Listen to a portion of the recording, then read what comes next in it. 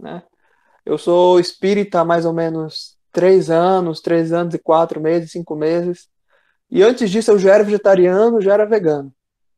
Fiquei muito feliz de quando eu adentrei, né, nas veredas espíritas, eu pude perceber ali que o espiritismo tinha material de sobra, né, para falar sobre os animais, a evolução dos animais, a vida dos animais do mundo espiritual, concordar com uma alimentação vegetariana, concordar com os argumentos ecológicos, né? Mas acima de tudo, encontrei ali um material que pude me afundar, pude ler, pude me inteirar, mas ainda, obviamente, com um grande horizonte a ser desvendado, né? E a busca pela nossa própria evolução, a busca pelo nosso próprio burilamento, é uma busca constante, incessante, né? E bem, obviamente que aqui a gente não quer violentar nenhuma mente, a gente não quer enfiar nada goela abaixo de ninguém, a gente quer conversar realmente e reiteramos, estamos aqui na posição de um irmão. Para tanto, a gente agradece o convite da DIC, esse coração tão gigantesco, né? E todos também que estão aqui do Centro Espírita Emmanuel, mas agradecendo a figura da DIC que representou os trabalhadores também, e também nesse movimento, né? De quando estamos aqui afastados fisicamente pelo isolamento social em Manaus, no Amazonas, nós estamos continuando, né, com nossas próprias palestras, nossos próprios movimentos, percebendo que é uma oportunidade incrível para nós mudarmos de opinião com relação à tecnologia ou até intensificarmos nossas atividades com a tecnologia, percebendo que é utilizar as potencialidades do espírito, né? Como Cristo vai dizer para Paulo na segunda vez que Jesus aparece para ele, onde Paulo começa a escrever essas epístolas.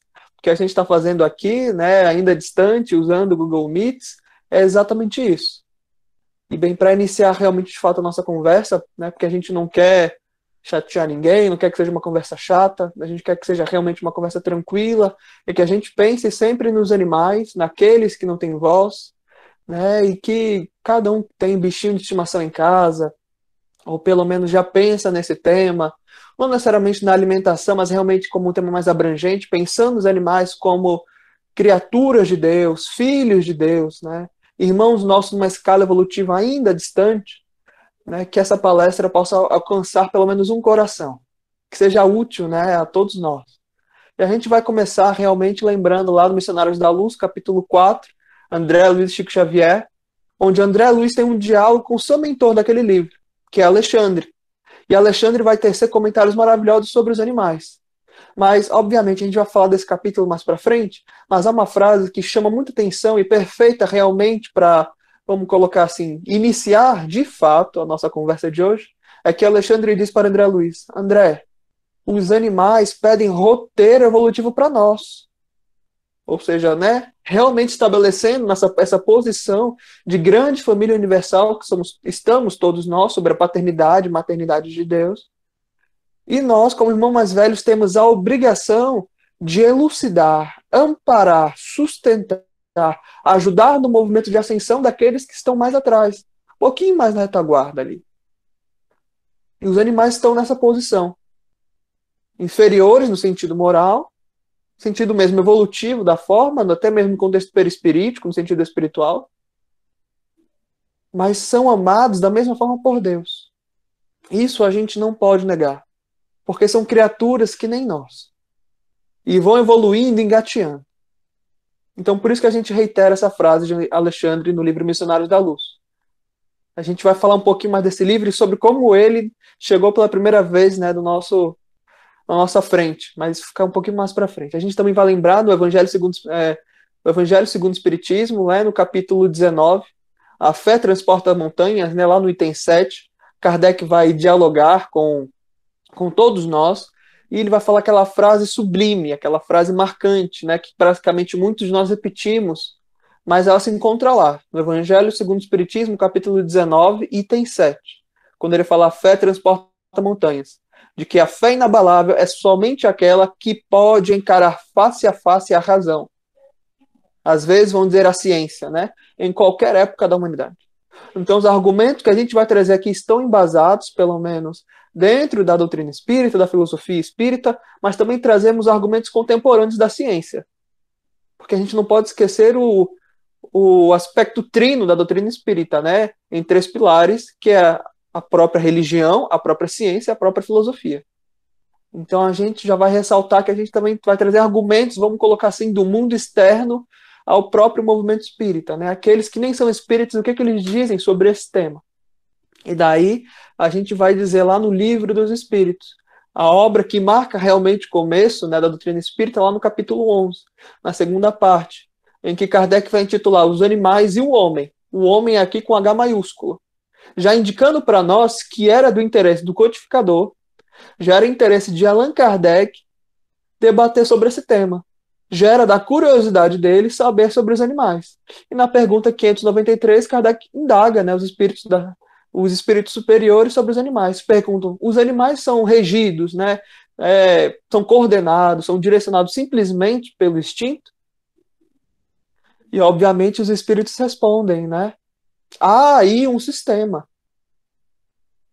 Eles estão ali engatinhando, né? Os espíritos vão respondendo para Kardec, uma pergunta muito simples, mas vão dizendo, os animais eles vão engatinhando, são regidos sim pelo instinto, mas ali há uma razão, ainda que primitiva.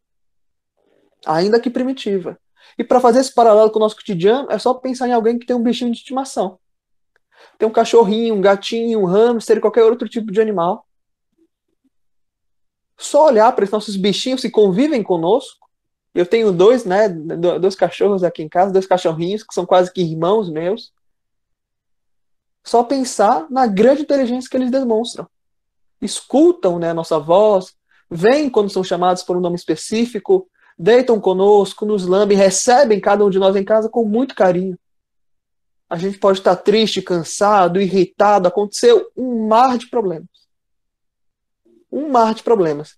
E os nossos animais de estimação continuam nos recebendo com muito amor. Quase que invertendo os papéis. Eu, que deveria ser o tutor do animal e ensiná-lo sobre evolução, é o contrário. Os animais muitas vezes nos ensinam sobre o amor. O amor sem recompensa, como vai dizer Chico Xavier. O amor como realmente deve ser consagrado. Ou seja, há algo ali além do instinto. Há ali no princípio inteligente que vai se desenvolvendo naquele corpinho o amor. Os germes da angelitude. Que nem nós buscamos já desenvolver. Então eles vão mostrando para nós facetas maravilhosas. Muitas vezes parecendo realmente como crianças de 3, 4 anos. E a ciência vai afirmar, por exemplo, na inteligência de certas espécies de cachorros, que tem a mesma memória, ou pelo menos o sistema cognitivo, mesmo que de crianças de 2, 3, 4 anos. E assim vai. Né? A ciência vai dizer que porcos são mais inteligentes que a maioria dos cachorros, mostrando para nós que nessa escala evolutiva, o espírito, né, ou pelo menos aquilo que vai se tornar de fato um espírito inteligente de si, com a sua individualidade completamente definida, vai estagiando em vários corpos. Vai estagiando em vários corpos. E aí, quando a gente fala em estagiar em vários corpos, a gente tem que citar aquela frase, né, que pelo menos dizem que é de Leon Denis, no livro O Problema do Ser e do Destino da Morte, mas na verdade tecnicamente ela é de Herculano Pires, no livro Agonia das Religiões, no capítulo 5. Aquela frase maravilhosa. Né? O espírito dorme no mineral ou na pedra, sonha no vegetal, agita-se no animal e acorda no homem. Herculano diz que essa é uma frase de Leon Denis, mas na verdade não foi exatamente essa frase, né? Herculano Pires teve ali uma liberdade, vamos colocar uma liberdade poética na sua citação para falar com relação a essa frase, mas a frase que ficou famosa foi essa: o espírito dorme no mineral, sonha no vegetal, agita-se no animal e acorda no homem. Então é um processo paulatino, a evolução que os animais eles vão enfrentando com o tempo. Desde antes, mesmo antes ali, em relação ao próprio vegetal e ao próprio mineral, que ainda foge de nós a compreensão de como ali o princípio inteligente vai se desenvolvendo. Mas é como que um caça ao tesouro, sabe? Os espíritos vão lançando pistas aos poucos para cada um de nós e a gente vai querendo fazer esse grande mapa, montar esse quebra-cabeça sobre a evolução de todos nós. Porque a gente tem curiosidade. Nós somos movidos pela dúvida. A gente quer saber o que acontece quando cada um de nós desencarna, como é o mundo espiritual, como é que é o outro lado da vida. Imagina como é que é, porque a gente indaga. O que acontece com o nosso bichinho de estimação quando ele desencarna? Ele morre para sempre? vai ficar ali e já volta, né? Vai ficar um pouco tempo ali na reticidade e já volta para outro corpo e outra espécie, e vai desenvolvendo, vai se evoluindo. A gente vai vendo que a doutrina espírita ela vai realmente, pelo menos, tirando, né, descortinando muitos pontos que a gente tem dúvida, que a gente coloca aqui nas sombras, e ela vai elucidando com a razão, com ponderamentos, com mensagens da espiritualidade. E aqui, principalmente pela mediunidade de Francisco Cândido Xavier. Seja, né, por Humberto de Campos, seja por Emmanuel, mas principalmente por André Luiz. Evolução em Dois Mundos, Missionário da Luz, e assim vai. E a gente citou essa frase do Herculano porque ela marca. E ela chama realmente a nossa atenção para abrir esse nosso campo de visão. Esse campo de visão. Porque o espírito vai tendo escola em qualquer estágio da sua vida. Em qualquer corpo. Na pedra, no vegetal, no animal e no homem. Mas a gente não nega que está ali evoluindo. Mesmo que a gente não perceba. E isso vai criando para nós outras ideias e outras dúvidas que vão ser elucidadas com o tempo. Ou se já não forem, a gente precisa prestar mais atenção em alguns pontos. Mas aí a gente quer realmente chamar a atenção para alguns pontos, né, da doutrina espírita que se relaciona com os animais e a gente às vezes ignora, às vezes a gente faz questão de ignorar, ou pelo menos a gente faz questão realmente de não conversar, torna esses assuntos como tabu.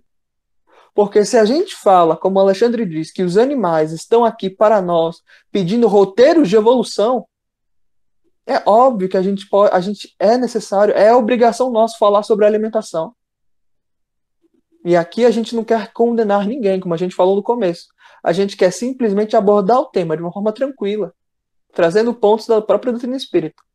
E, obviamente, alguns irmãos nossos vão dizer, né, que o próprio Cristo comeu carne, né, vai dizer comeu peixe lá no capítulo 24 do Evangelho de Lucas, né, versículo 42 a 44, depois da ressurreição, ele aparece para os discípulos, né, tem-lhes algo de comer, e deu um pouco, né, se não me falha a memória, mel e peixe para ele, né, peixe ali assado.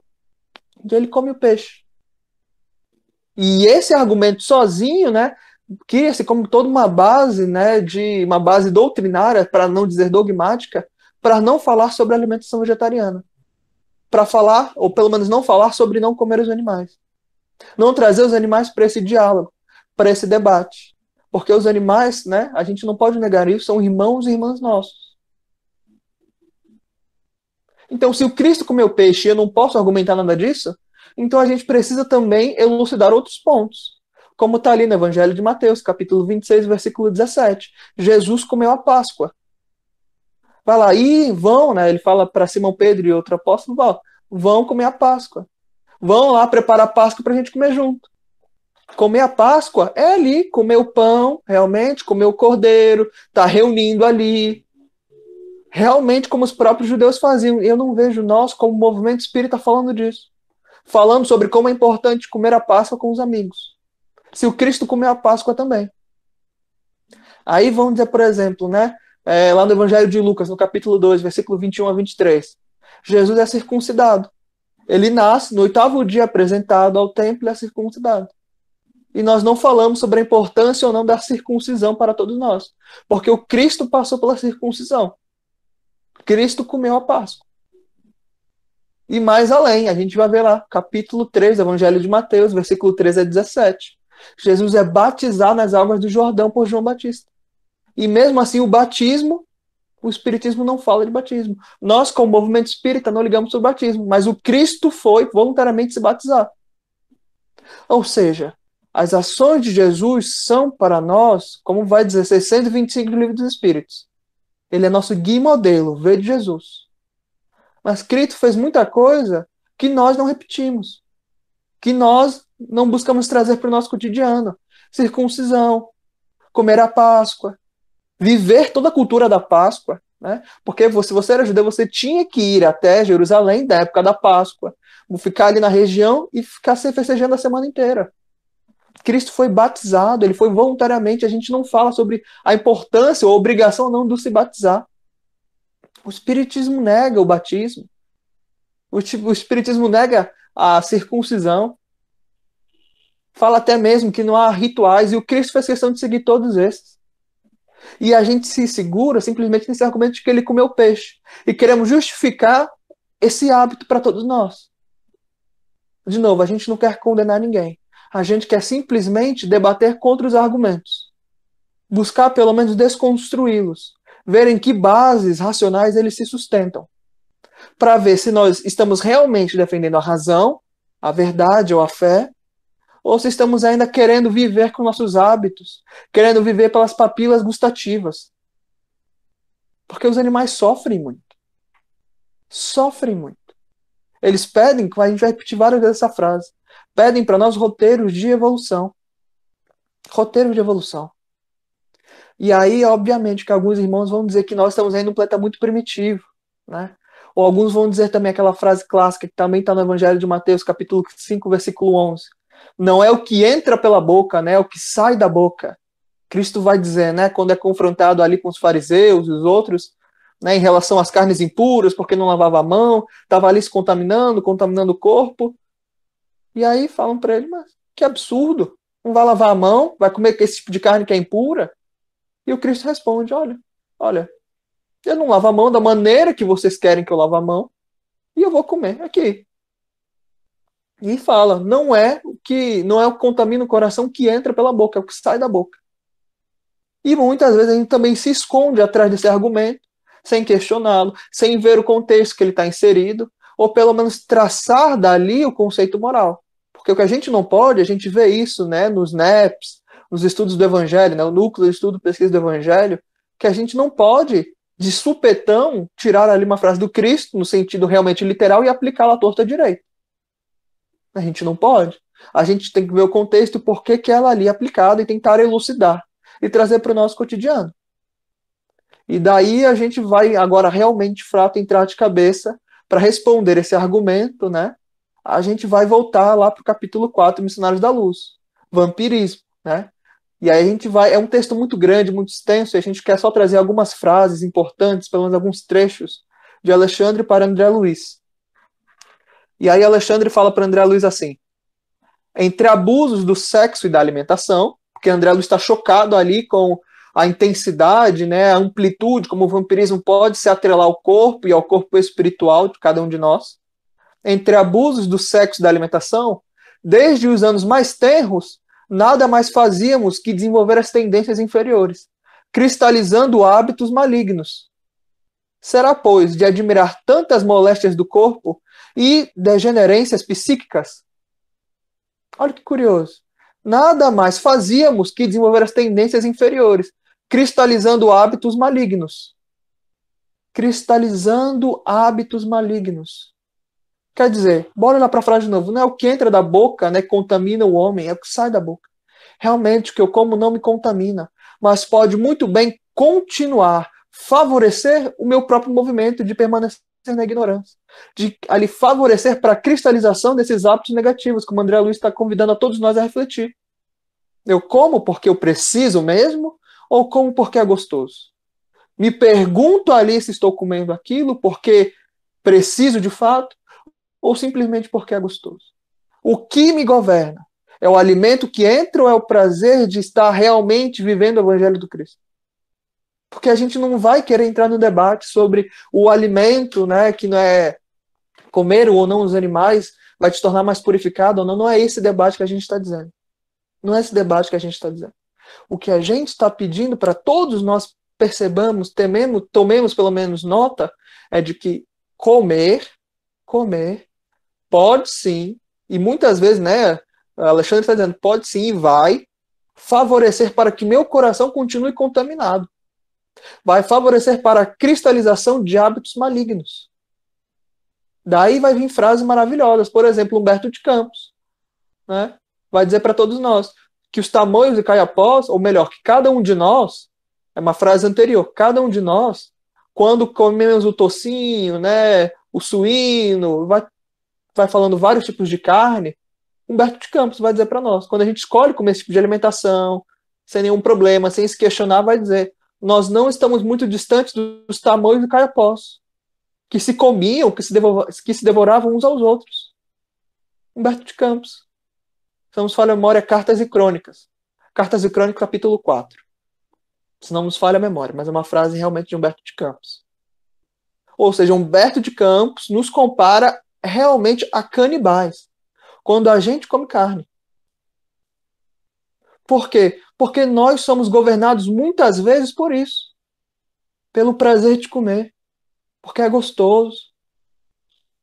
E a gente vai esquecendo que aquele animal que morre muitas vezes não precisa morrer. A gente vai encontrar, a gente vai ver isso depois, vai encontrar muitas vezes outros fatores nutritivos para que a gente possa se alimentar.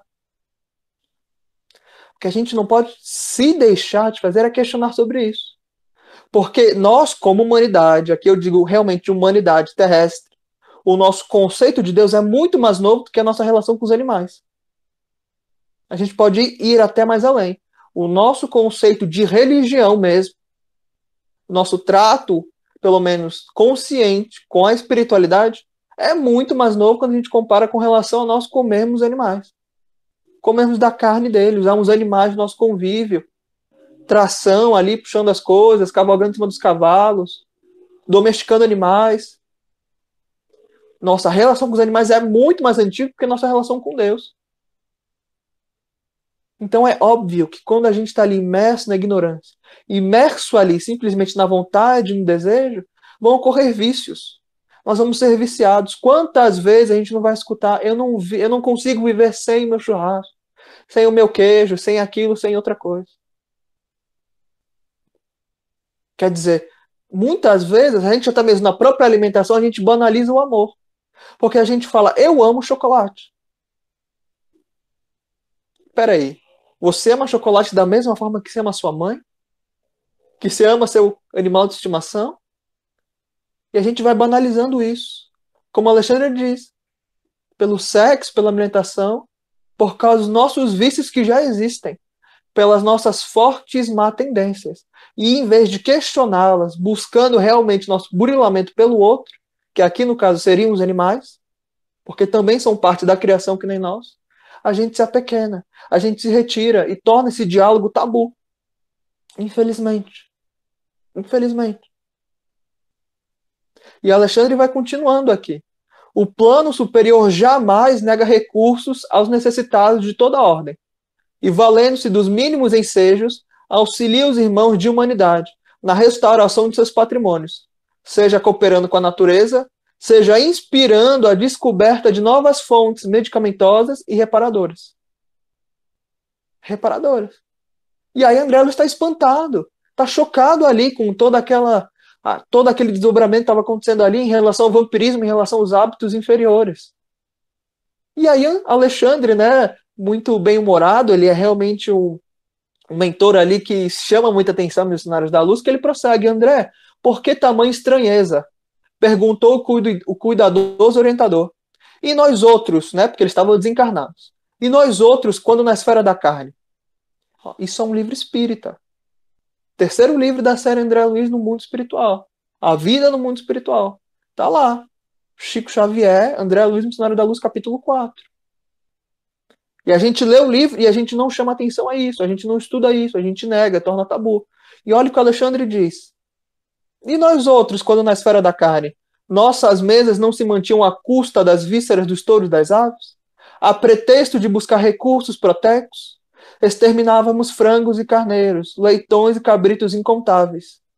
Sugávamos os tecidos musculares, roíamos os ossos, não contentes em matar os pobres seres que nos pediam roteiros de progresso, que é a frase que eu citei, não contentes em matar os seres que nos pediam roteiros de progresso e valores educativos para melhor atenderem à obra do Pai, dilatávamos os requintes da exploração milenária e infligimos a muitos deles determinadas moléstias para que nos servissem ao paladar, com a máxima eficiência.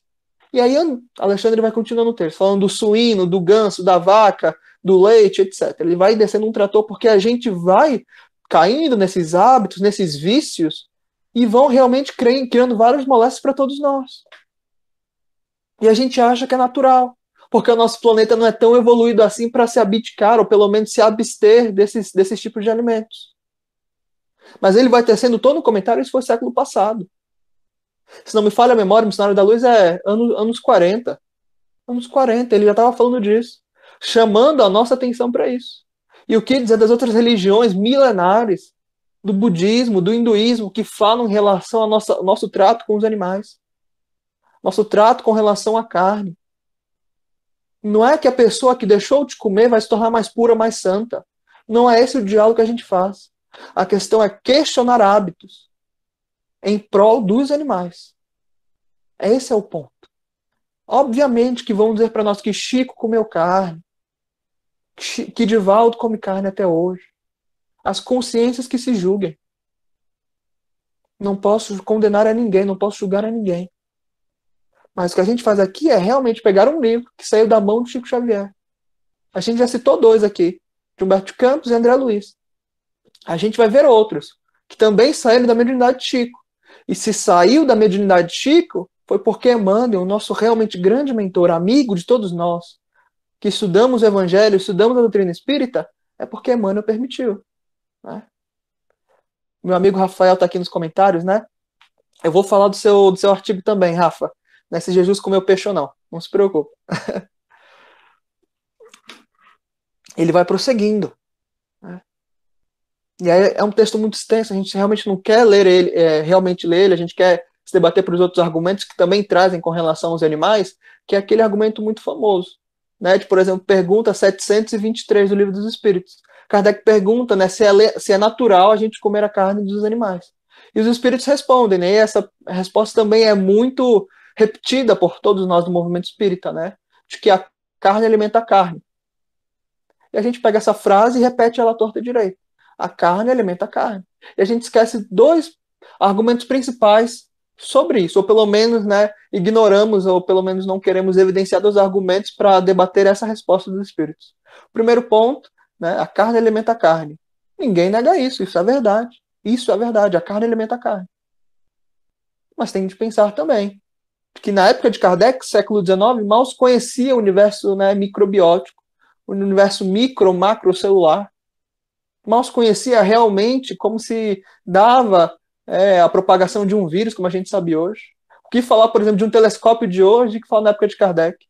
Macro e micronutriente, DNA, ordem proteica, proteína, isso praticamente não era nem do vocabulário de Kardec. E está aí para nós.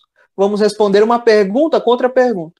Respondendo realmente a 729, se não me pessoal que está nos assistindo nos corrija, se não me engano é 723, não é 729. Mas a gente responde contra a pergunta. Pergunta 129 de O Consolador.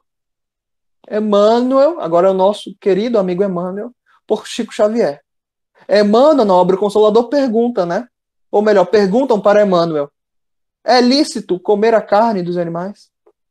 E Emmanuel responde: ingerir as vísceras dos nossos irmãos inferiores, né? Ingerir as vísceras dos irracionais é um erro de enormes consequências. Emmanuel. E ele vai tecendo um comentário maravilhoso sobre isso. Né? E se não nos falha a memória, realmente aí o Consolador também é século 40. E aí ele vai dizendo: a ingestão das vísceras dos animais é um erro de enormes consequências, do qual derivam numerosos vícios da nutrição humana. E aqui a gente consegue fazer o link perfeito com a fala de Alexandre. E aí pergunta: André, você está espantado com tanta moléstia? Com tanta degenerência mental? Porque nós vivemos imersos nesse vício e a gente não se questiona. A gente vive pelo sabor, porque nos agrada. Agrada ao paladar e pronto. E Emmanuel vai prosseguindo. É de lastimar, é Emmanuel falando. É o mesmo Emmanuel que a gente estuda os evangelhos, que a gente pega o evangelho por Emmanuel, que a gente pega ali, a gente faz questão de estudar, se reúne para ver a Caminho da Luz, Consolador, os livros. É o mesmo Emmanuel que nos responde. É de lastimar semelhante situação. Mesmo porque, se o estado de materialidade da criatura exige a cooperação de determinadas vitaminas, ou seja, né, se a gente está ali na condição de ainda se alimentar, de realmente pegar do externo para nos alimentar, para nos nutrir, esses valores nutritivos podem ser encontrados nos produtos de origem vegetal, sem a necessidade absoluta dos matadores e frigoríficos. Isso é importante, é Emmanuel falando. Se o argumento é realmente nutricional, e aqui a gente está falando quase que quase 100 anos depois, né, do Livro dos Espíritos. Nesse mundo, nesses 90 anos, passou muita coisa entre Kardec e Chico Xavier. O conceito de nutrição havia mudado completamente. E Emmanuel, né, antecedendo muitas descobertas científicas, vai dizer: a gente consegue sobreviver, ou seja, nos nutrirmos, retirar todas as vitaminas, tudo aquilo que precisamos para sustentar o corpo, de origem vegetal. Sem, né, retirando toda a necessidade dos matadouros e frigoríficos. E aí o outro parágrafo ele respondendo que a gente tem de considerar sim a roda econômica, né, que a natureza não dá saltos, que a gente tem de ponderar as transformações, mas que a gente tem de questionar. E ele vai falar para que a gente possa se contentar com a visão do porvir, sempre buscando a nossa melhoria. Ou seja, quando Emmanuel fala sobre o amor do Senhor, sobre o Cordeiro de Deus, vai fazer os estudos maravilhosos das epístolas de Paulo, a gente escuta, a gente lê. Mas quando ele fala sobre não comer carne, a gente fecha o olho.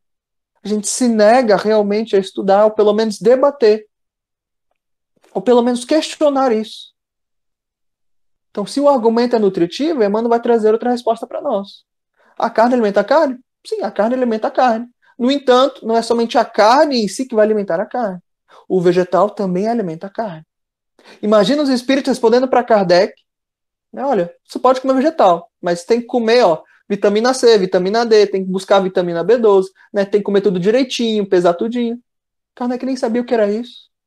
A ciência mal sabia o que era, a ciência estava começando a descobrir ali o universo ali celular. Por isso, é o segundo argumento, o espiritismo é progressista. E aí a gente lembra, né, o que a gente falou lá do Evangelho segundo o Espiritismo. A fé raciocinada é aquela que encara a razão face a face em qualquer época da humanidade. Então a gente precisa saber incorporar os argumentos científicos, porque hoje a ciência fala tranquilamente sobre essa falta de necessidade, e fala realmente sobre como é bom você se alimentar de vegetais. E Emmanuel já ali, obviamente, há anos, décadas à frente. E a gente vai aos poucos quebrando esses argumentos para que a gente tenha, pelo menos, a oportunidade de trazê-los, né, ao debate, à mesa, para que a gente possa realmente conversar. E aí a gente também vai trazer outro argumento que a gente falou no comecinho, né? Que mas nós estamos num planeta que está chegando ainda na regeneração. Nós precisamos comer carne, são muito atrasados.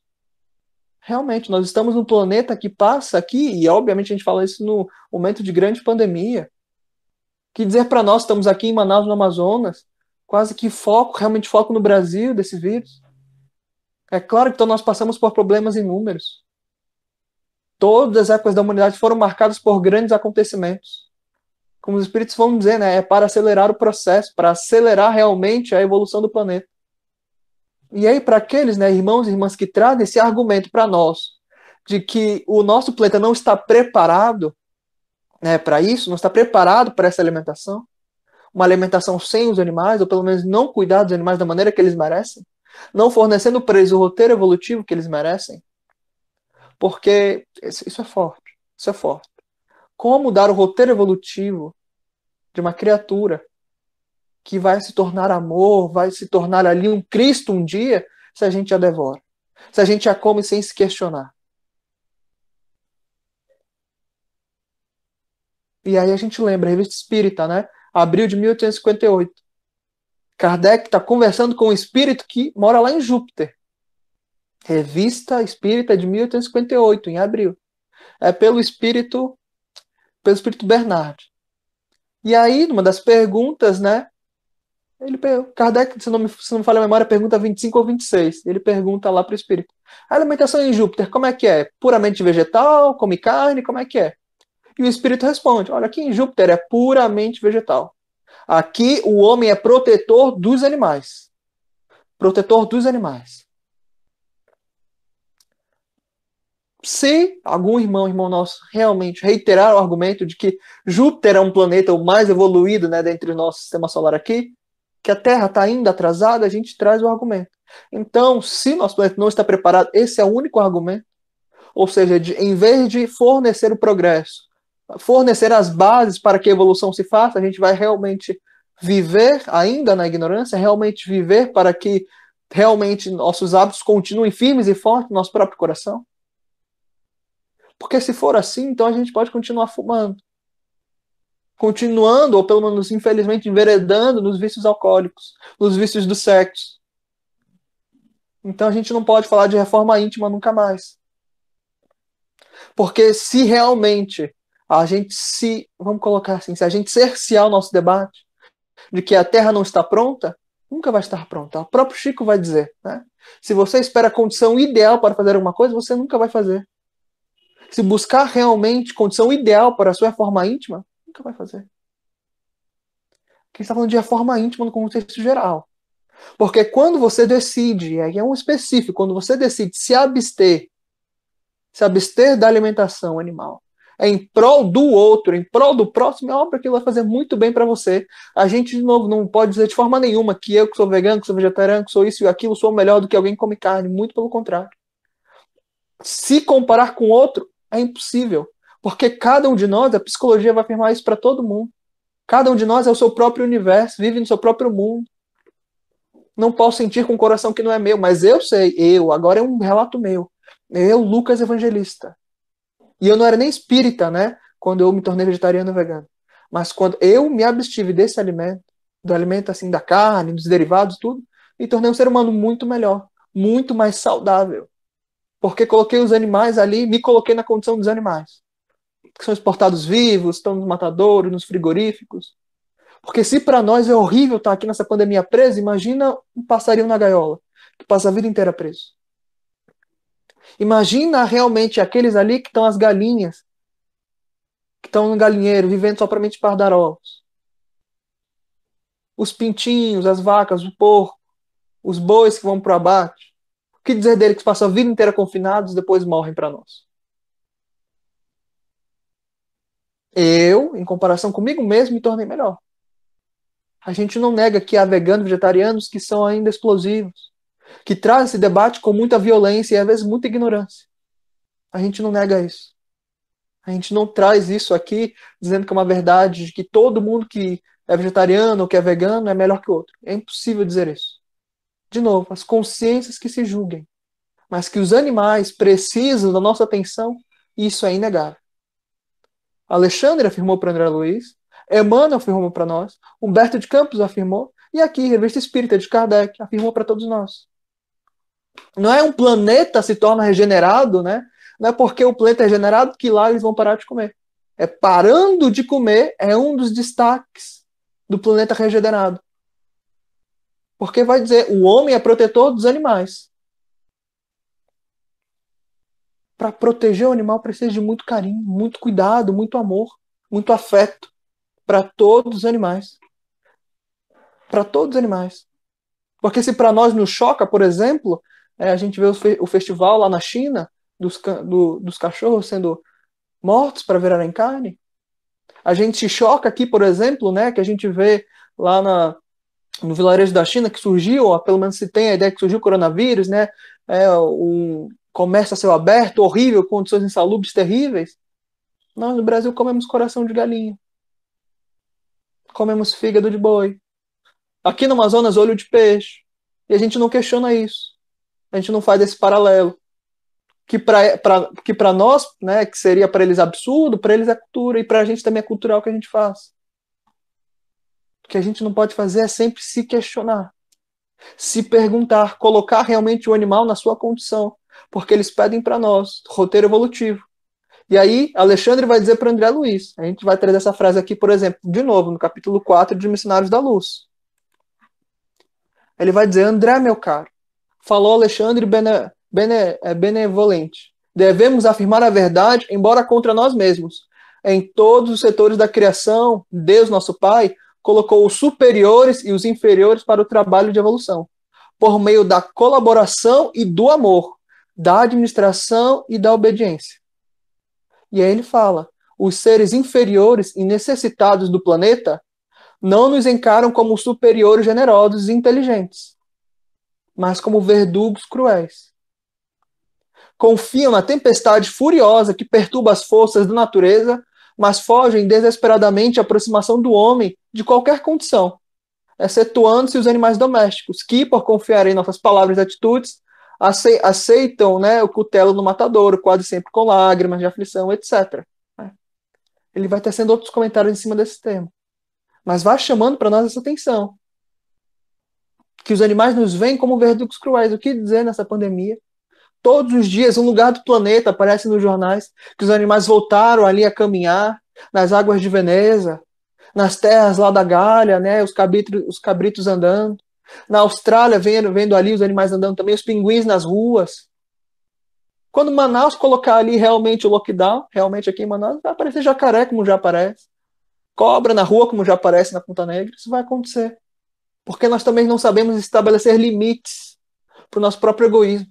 Porque vamos tomando as terras, os lugares, e quando a gente se coloca para dentro de casa, por causa de um vírus, os animais vão realmente tomando conta. Porque esse planeta não é nosso para estar com eles. Esse planeta é de todos nós, dos animais e nossos. Eles têm tanto o direito de habitar aqui quanto nós. Porque o objetivo da reencarnação de qualquer ser, é a evolução. É a evolução. É aprender o amor. Os animais vão tateando a inteligência como nós já tateamos no passado. Eles vão aprendendo sobre realmente o que era amor e o que é Deus, da mesma forma que nós ainda estamos aprendendo. Ainda estamos aprendendo. E a pergunta que a gente faz, nós estamos fornecendo esse roteiro de evolução para eles ou nós estamos dificultando? Dificultando. Importante questionar.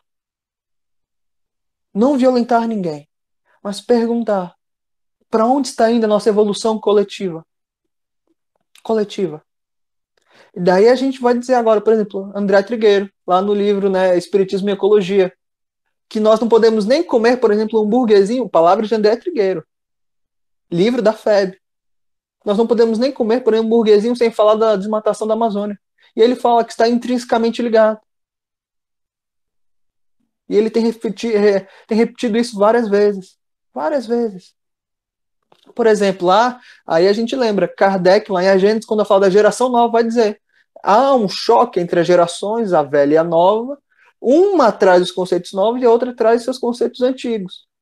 E assim juntam ali para o progresso.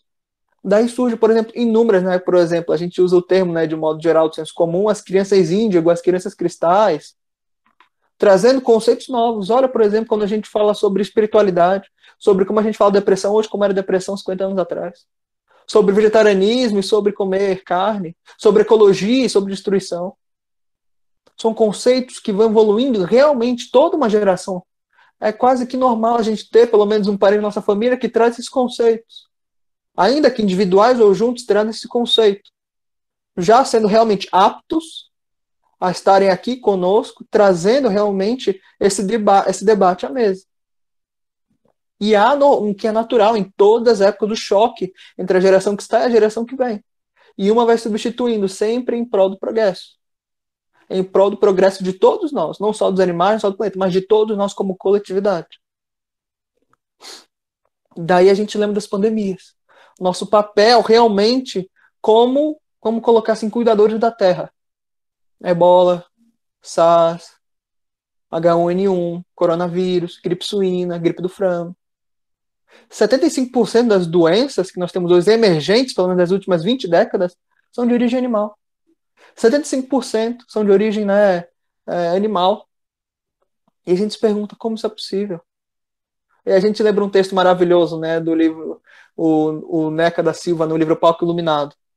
Ele vai dizer assim: o homem faz a matança e as doenças vão seguindo. Exatamente como Alexandre vai dizer lá no comecinho que a gente leu, né? André, por que está espantado? O homem carrega consigo vícios milenares do sexo e da alimentação. Daí tantas doenças e degenerações mentais. Porque a lei de Deus é para cercear o nosso limite, para que a gente aprenda a conviver em sociedade, pelo bem nosso e bem dos outros. Daí surgem as doenças. E quando a gente vê realmente ali a condição dos animais, né, naquele vilarejo chinês, a céu aberto, naquela feira de animais vivos, a gente choca. A gente faz a mesma coisa, por exemplo, com os peixes aqui, com as galinhas.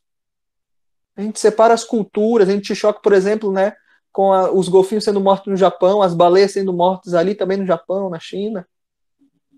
E a gente faz a mesma coisa com os animais daqui.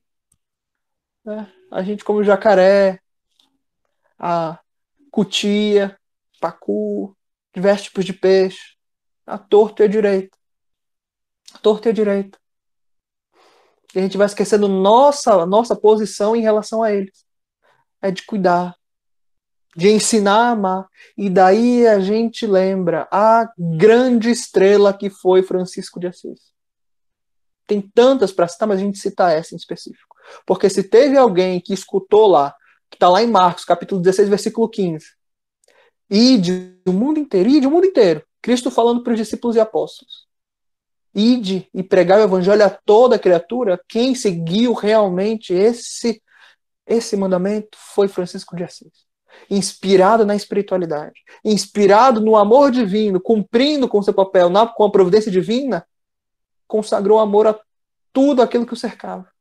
Enxergou o divino em tudo, de modo a dizer: irmão sol, irmão céu, irmão lobo, irmão gato, irmão cachorro, irmã árvore, irmão pássaro, irmão, irmã, irmão e irmã. E de pregar o evangelho a toda criatura. E os biógrafos são claros. Francisco de Assis tinha um amor tão grande por tudo que pregava o evangelho para os pássaros. No caso do lobo, que atacava um vilarejo, ele foi lá e pregou o evangelho para o lobo. Que era tanto amor, tanto carinho, que contaminou gerações. Que a gente fala dele até hoje. Francisco de Assis é uma estrela que brilha para todos nós, como exemplo realmente de como cuidar dos animais, como fornecer para ele esse roteiro evolutivo. Francisco de Assis. Ponto importante para que a gente reflita nisso. Ponto importante. E daí a gente lembra, né? Jesus comeu peixe? Para quem estuda o Evangelho, não pode dizer que comeu ou não comeu. É impossível dizer com certeza, é impossível dizer. Há muitos argumentos a favor e contra. Mas aqui a gente ressalta, faz a ressalva importante, de um artigo muito bem redigido, muito escrito, pelo nosso amigo Rafael Van Ervan, do Rio de Janeiro, lá de Niterói, coordenador do MOVE, né, Movimento pela Ética Animal Espírita, que se dedica a estudar, né, a doutrina espírita, né, trazendo referências em prol da natureza, em prol da ecologia, em prol dos animais, em prol de uma alimentação mais saudável, e assim vai. Né. Muito aqui da minha fala de hoje eu posso dizer que é referente às referências que o MOVE já conseguiu coletar. Queria agradecer ao Rafael por todo o aprendizado, agradecer todo o MOVE na pessoa do Rafael, e realmente, quem quiser ir realmente, né, eticaanimalespírita.org, vai encontrar artigos, todas as referências que eu estou citando estão lá também, né, em obras clássicas do Espiritismo, obras kardecianas, né, Pentateuco, e obras ali, Chico Xavier, Emmanuel e outros espíritos, também tem Joana de Ângeles, enfim. E ele redigiu um texto maravilhoso sobre Jesus comeu peixe, e ele traz argumentos sensacionais. Não se Jesus comeu peixe ou não, mas argumentos questionando sobre o nosso trato com os animais. Animais como animais de estimação, que às vezes são brinquedos para muitos de nós. Na alimentação, no trato com os cosméticos, nos tratos, né, no entretenimento, no zoológico, testes, e assim vai. Vestimento também. Porque ainda há momentos que todos nós, é óbvio, né, um teste, por exemplo, tem testado em animais, não tem ainda 100% de certeza da gente colocar e colocar a nossa esperança num teste em outras fontes. Infelizmente é impossível. Mas todos aqueles que pelo menos têm um carinho a esse tema em relação a substituir os animais como fonte nos testes, né? Vai cuidar, ou pelo menos vai valorizar pesquisas, vai incentivar movimentos que busquem alternativas. Busquem alternativas, por exemplo, a Universidade de Hopkins lá. É centro mundial de pesquisa para substituir os animais, né, em testes, em pesquisas laboratoriais. Tem um setor inteiro para pesquisa de inteligência artificial. E vai substituindo aos poucos, paulatinamente. Há muitos pontos que se conectam com os animais. E a gente só pega deles e não dá de volta. E aqui a gente precisa realmente saber colocar um limite. A nossa própria ignorância do conhecimento, mas também na nossa próprio limite, do nosso próprio coração. Porque a gente pede desse planeta e o planeta entra em colapso. É praticamente impossível separar a agropecuária, todo o nosso trato com os animais, né? O André Trigueiro vai falar muito bem disso no livro, Espiritismo e Ecologia, com relação ao aquecimento global. É quase que tudo sendo chamado essa grande revolução no século XXI. Nosso trato com os animais. Colocar os animais onde eles merecem, na condição de irmãos em processo evolutivo, como todos nós. Como todos nós. E daí a gente quer encerrar a conversa aqui. A gente trouxe muitos argumentos, muitos sentimentos, muitas visões, muitos pontos. É quase impossível tratar de tudo em uma hora. Mas a gente quer encerrar nossa conversa com a antologia mediúnica, né? Chico Xavier por Espíritos Diversos, lá no capítulo 50. Em algumas edições é o capítulo 44. Mas o capítulo 50, né, pelo menos é intitulado, ou o capítulo 44, é intitulado Os Animais Perante o Natal. Os Animais Perante o Natal.